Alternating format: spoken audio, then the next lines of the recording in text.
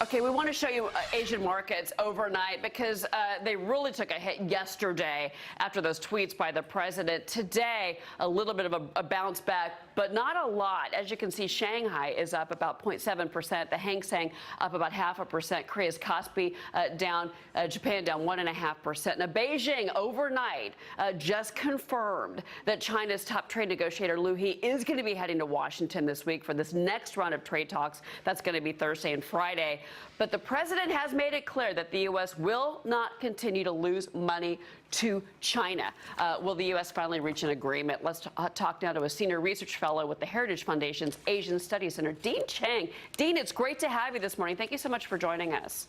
Thank you for having me. What do you make of this? Here we were looking for the backstory. Lighthizer and Mnuchin came out after the bell yesterday, and they kind of gave us the backstory. Look, here's what happened. They started to back away over the weekend. It was clear they were backing away from the agreements. We kind of heard that in Beijing. That's what they say.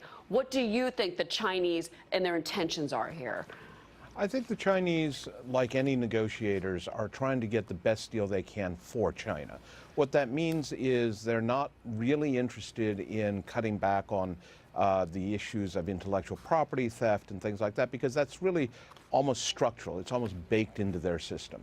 So they've negotiated with us, but this has always been the sticking point, right? Mr. Lighthizer has said, we want snapback sanctions, essentially. If you cheat on this after the agreement, we're going to put tariffs and things back on. And the Chinese don't want to do that. So I think this has been a key part of the sticking point. What do you make of what else Lighthizer gave us? And this was the big news, that as of Friday, 12:01 a.m. on Friday, 10% to 25% on $200 billion in tariffs. And then he also went on to say, and this is the big story, because this is all of everything that China exports to us, that they're going to start the process to levy 25% on $325 billion.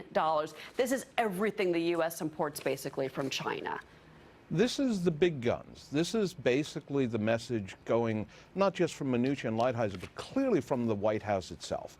Either you get serious, either you stick to what you've already agreed to, or we're really going to basically take out the sledgehammer. This is going to really have an impact on the Chinese ability to trade with the U.S.